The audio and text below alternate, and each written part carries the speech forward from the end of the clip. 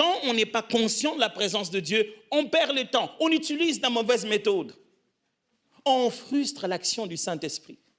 C'est l'Esprit de Dieu qui agit, mais on ne se rend pas compte que c'est lui. Et nous attristons l'Esprit parce qu'on n'est pas conscient de la présence de Dieu. Mais on manque aussi d'assurance.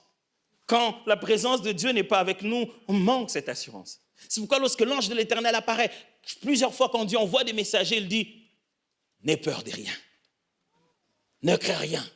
Il nous envoie toujours un signe comme ça pour nous fortifier. Quand la présence de Dieu est là, on n'est plus rassuré. On cesse de tourner en rond.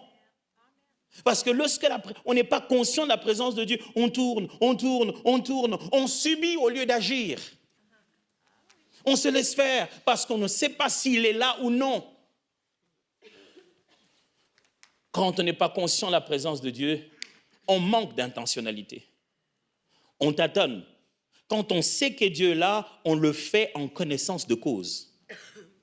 Je l'ai fait parce que je sais ce que je fais. Quand on n'a pas conscience de la présence de Dieu, on manque d'initiative. On est là à croiser les bras en se disant, bon, un jour peut-être que le Seigneur nous fera grâce. Peut-être, mes frères et sœurs, vous serez étonnés de combien de choses que Dieu nous attend de nous faire. Et que nous avons les bras croisés en train de l'attendre, lui, faire. Il dit, mais ça, c'est vous qui devez le faire. Il dit, mais Seigneur, sans toi, nous ne pouvons rien. Il dit, ouais, justement, c'est pourquoi je suis avec toi. Mais il faut que je sache que tu es là, Seigneur, pour que je le fasse. Vous savez, quand Dieu vient te dire, je suis avec toi, ce n'est pas pour te mettre au repos, c'est pour te faire travailler. Chaque fois que Dieu vient te dire, je suis avec toi, ça veut dire, il faut bosser.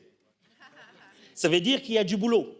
Imaginez-vous, Dieu vient voir quelqu'un qui a ses problèmes de langage, il vient, il lui dit, j'ai vu la souffrance de mon peuple en Israël. Belle conversation. Et quoi encore? Dit, je suis descendu pour le délivrer. Bonne idée, hein? Vas-y, fais tes histoires. Pourquoi tu m'en parles? Va chez Pharaon. Mais toi, tu as dit que tu es toi-même descendu. Qu'est-ce que ça a à voir avec moi? Il dit, je te parle pour que tu sois conscient que je suis avec toi. Je te donnerai même des signes physiques. Prends ce bâton, tu vois le bâton que tu as dans la main, jette-le. Il lui a donné tellement de signes, mais pour lui dire, en fin de compte, c'est à toi de partir.